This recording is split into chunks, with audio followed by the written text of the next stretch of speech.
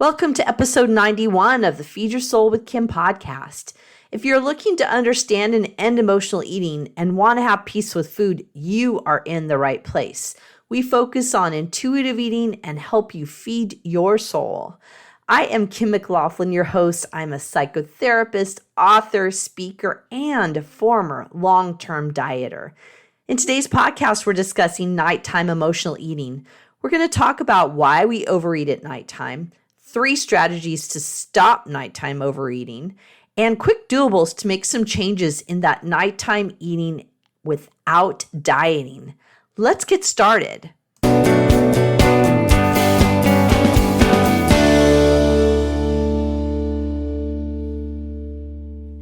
Today, what we're talking about is nighttime eating. And I realized when I thought of this topic that nighttime eating is not something that we talk about a lot, or I don't talk about it in this group or in my podcast, in the Feed Your Soul with Kim podcast. I haven't talked about it much, but it is often what I talk about with clients because there are things that happen with nighttime eating that really are concerning to people that I work with that binge eat, that overeat, that emotionally eat.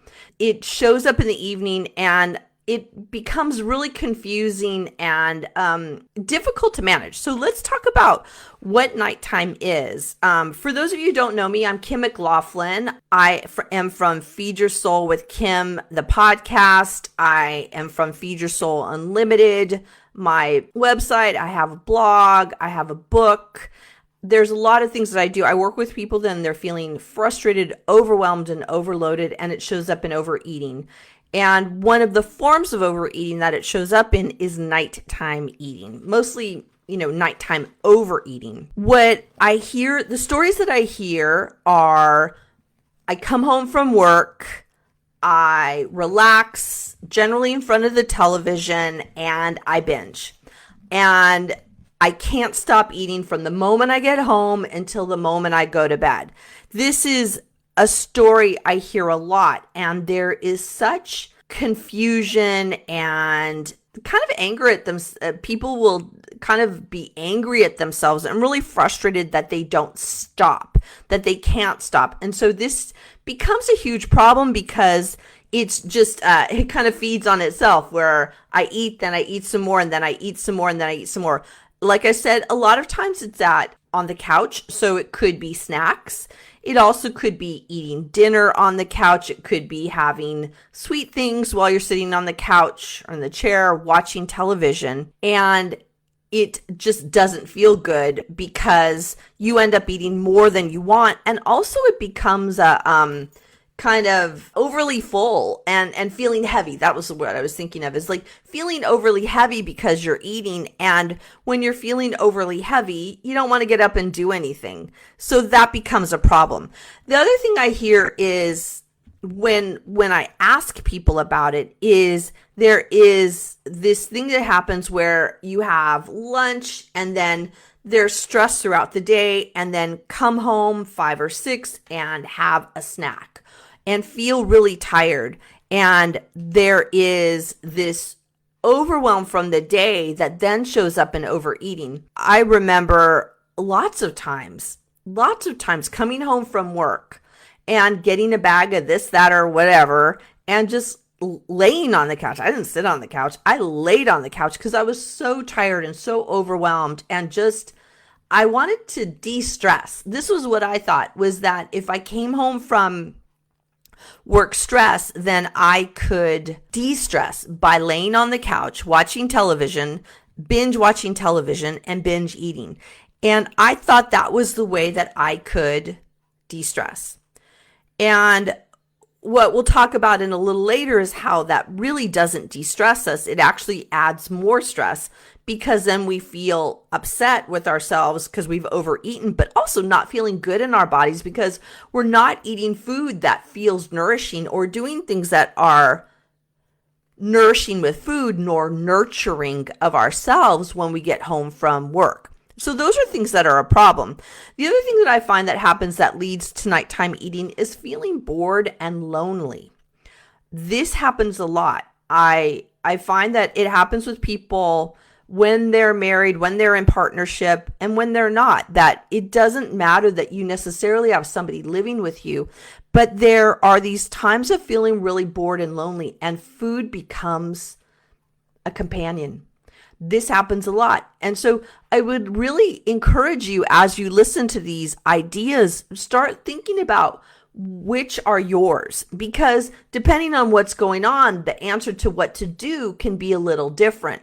But just notice if that might fit for you, that bored, lonely. That absolutely used to fit for me, is bored, lonely, come home, just lay on the couch and eat. Hi guys, this is Kim, and I want to let you know that the Emotional Eating Solutions 8-week course is open now. You can find it on my website at feedyoursoulunlimited.com. Go to the Work with Kim tab and click on that. This is the time to get peace with food, and I know this course will help you. You also can find the link in the show notes to the Emotional Eating Solutions 8-week self-study course. Also, in the evening time is just not having foods that feel like your right food. Especially like if you're on a diet, the diets will tell you what foods to eat, what you can have, what you can't have, what are good foods, what are bad foods. And you then eat according to what you're told to eat. And that can lead to either that nighttime eating or other nights nighttime eating, because you're not feeling satisfied. There's really a need with food that we're having satisfaction. And oftentimes my experience is diet food was really not tasty and didn't fill me up. I remember that I would eat on diets. What I was told was if I ate my calories or my points by 7 o'clock, that we should just go to bed. So the idea is that if you ate your amount of food and you're still hungry, just go to bed. And I remember really thinking about how ludicrous that was, because I'm not going to bed at 7 o'clock and I literally am hungry. And I kept thinking, so you want me to go to bed when I'm hungry? That doesn't make sense to me. And that set me up for binging later on. So that, just wonder, is your nighttime eating about earlier in the evening, or another night you had less food or you had your quota and then you're telling yourself, I can't. That's really being in that starvation mode. And if that's what's coming up for you, we do a lot of podcasts on Feed Your Soul with Kim where we talk about dieting and we talk about food satisfaction. So I would suggest you go look that up. I'll leave that in the comments below about where the podcast is, so you can go listen if you have any of that coming up for you. Another is that leads to overeating, and I hear this a lot, is staying up late, staying up too late. And then you stay up late, and so the amount of hours that you're up are a lot of hours, and then you just feel hungry. And there's less inhibitions when it's later at night and you're really hungry and like, oh, bring on the food. I'm really hungry. So you're more willing to eat later at night because you're kind of beginning to be what we call dysregulated in your body, where you're not having food at regular times during the day and eating really late. So your body is kind of like, wait, we're staying up and we're eating, but we're going to go to bed. And so your body can be a little confused, and that can be really a problem. The other thing is with nighttime eating is television eating. I just had this as its own separate category because we can just sit in front of the television and mindlessly eat. What people tell me is, Kim, I'm fine all during the day. I'm fine at work. I'm fine. It's when I get home. Well, because we're that mindless eating during the evening time, because for lots of different reasons. And once again, we're going to talk about that when we talk about what you can do. But television eating can be a really huge problem that can lead you to overeat. And so I would just wonder with you if the overeating is happening while you're watching television, and that might be a clue to what we could do differently or to what's going on so that you can have a different plan of action. Let me see. So those are the things that can lead to nighttime eating. This is so common. And the biggest thing I find is that when people often will come home from work and feel so stressed from the day, and really the stress from the day earlier in the day shows up at nighttime in overeating and binging, and oftentimes then that television watching to de-stress. So what I want you to consider is your nighttime eating and overeating a reflection of feeling stressed earlier in the day? Because then, I mean, we can attack it at the level of the food in the evening, or we can look at what's going on during the day that's leading you to overeat that is a concern, right? It's not being dealt with. And so what we're doing in order to take care of ourselves emotionally later in the day is to eat.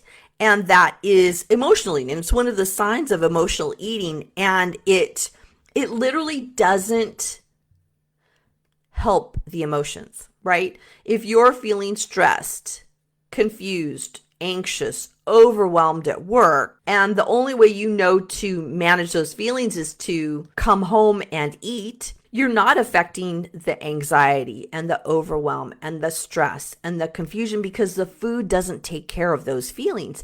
It does make you feel better for a little bit of time, but it doesn't deal with the feelings that happen at work during the daytime. It doesn't help. So you're really causing another problem to show up, because then you're upset with yourself that you're overeating at night, and your tummy might feel overly full, and you might have difficulty sleeping and feel angry with yourself that you've overeaten, and then blame weight gain on that overeating. So just think about it. Is your overeating at nighttime having to do with stress from the daytime? So kind of consider that. I want to go into some ideas about what to do. Obviously, I can't go into all of the ideas. I have a whole course, Emotional Eating Solutions, which I'll link down in the comments. But with Emotional Eating Solutions, we go through these all step by step, and everybody makes a plan for their particular way that they show up with their binge eating and emotional eating, so that they can have a plan of action about what they're going to do.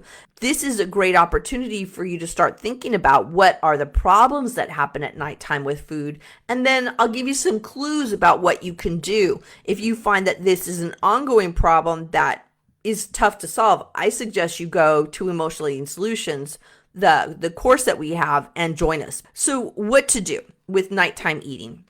First, what are the feelings that are going on? And let's identify them. Start naming those feelings that are happening.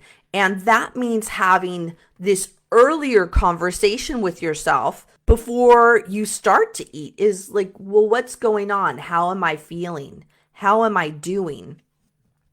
And that conversation can also happen after, if you find that you emotionally ate and overate, like looking back and going, okay, let me be the detective and go, so what was going on for me that led me to do that? That was really a big thing for me, and it's been for my clients, is to just reflect back on, so what was going on? What led me to do that behavior? And to start recognizing what is going on, so then you can do something about it. Because if it's feelings that are leading you to overeat, well, then let's take care of those feelings, and let's, fix those and have a way to take care of them.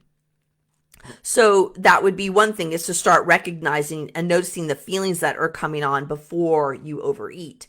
The other thing to do is, what I find is, sometimes we're off on our food during the day, where what I mean by that is, what I find when I talk to people in my programs is that there's really a pattern of how we eat throughout the day. There's a general pattern, and it's not the, breakfast, lunch, dinner at certain times. It's your pattern of what time eating is at.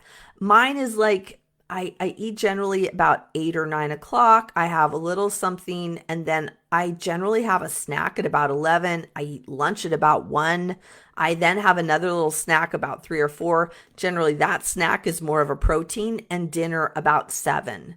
So there's this rhythm of how I eat. How do I know that? Not because a diet told me, because I've monitored and checked in with my food throughout the day, and I have a general idea about what my body needs. I still check in with my body every day to find out what do I really need that day, but there's a general pattern. And what I find is when we overeat at nighttime is one of the things we're doing is missing that pattern throughout the day. We do that in emotional eating solutions around what we call the food mood log. So we start logging in and seeing what food we're eating through the day and how hungry and full we are, and what we do with food in order to start making some decisions about what really is my body needing, because then we can start checking in with our body. The other thing that I think of, I'm just giving you lots of random suggestions, so just take the ones that fit with the areas that you're having problems with. We can get dysregulated in the evening when we're having stress during the day, maybe overeating at nighttime. And I really recommend a regular bedtime. This is a big way to manage quote unquote food, because you have a bedtime that's regular. And so then you're not staying up late to eat because you have more of this regular bedtime, regular wake up time. It really regulates your body in a way that will serve you well, and will serve you well with food at nighttime and also during the daytime. The other thing I recommend is start noticing what foods work for you in the evening. And what are the times? I've been finding this more and more lately, is that I'm noticing that when we have things going on and we eat later in the evening, later for me would be like 8 o'clock, that I tend to be overly full for the night. And so it's like, I'm finding that that's a little late for me to eat. About 8:30 is a little late for me to eat. And so I've been really focused on making sure that eating time comes a little earlier in the evening, so that I am not having this problem with eating later in the day, because then I'm hungrier and then my tummy's too full, and then I go to bed not feeling right because I have more food that I've eaten. The other thing that I would recommend to deal with this is to notice when you're hungry in the evening. Remember, I told you my story about the diet that said at the end of the day, if you've eaten all of the food that was in your allotment for the day, just go to bed. And I just refuse to do that. What I've come to find out is that if I'm hungry in the nighttime, I need to eat something. And what I've found, because I've done all of my food mood logs to see what works for me, is I know that there are certain foods that work for me, and those are what I do. And I know that they'll feel good in my tummy. I can still sleep well, and they fill me up in a way that I don't wake up in the middle of the night. This was what was happening for me, is I was waking up in the middle of the night, and I was working with a nutritionist, and what we realized was that I was going to bed hungry sometimes. And we decided that having what I had was a little protein and a fat a little before bedtime, just a little bit. And it helped me sleep because then I wasn't hungry. I wasn't waking up hungry in the middle of the night. So those are some ideas that I wanted to give you. So what could be your takeaway with this? Because I always love a good takeaway. Is what is your nighttime eating looking like? Is it a problem for you? And what does it look like? Because if you figure out what's happening or what's going on, then we can backtrack it and use some of the ideas I was telling you about. Looking at your feelings, looking at your routine throughout the day, looking at whether you're eating enough food throughout the day. I don't even think I said that one. Are you eating enough food throughout the day and not coming home starving at nighttime? That's a lot of what happens on diets, is that we don't eat during the day. I remember not having any food between 12 o'clock and 6 o'clock and coming home starving. And then I would do that kind of bite lick and taste thing where, you're eating as you're making the food because you're so hungry. I don't let that happen anymore. I don't come home from work overly hungry like that because it just doesn't work. I have to have a snack during the day. But once again, this is my pattern. So looking at your pattern and what works for you with food and not getting too hungry. Lots of suggestions. I'm going to write this all in a blog too. So we'll have a little bit more suggestions for all of you on what to do. And when that gets done, I'll put it up in the Feed Your Soul community on Facebook. So those are the things I wanted to go over with you tonight. And also just to recognize that I get you. I get that this is a problem, and I get that it can really feel uncomfortable and really feeling like you don't know what to do. So I really recommend is put in the comments what you're experiencing, what's going on, what are you trying new and different. DM me on Facebook because I'd love to hear what you're experiencing and let me know what's going on. I also really recommend you join us in Emotional Eating Solutions. It's our 8-week course that we have. It's virtual.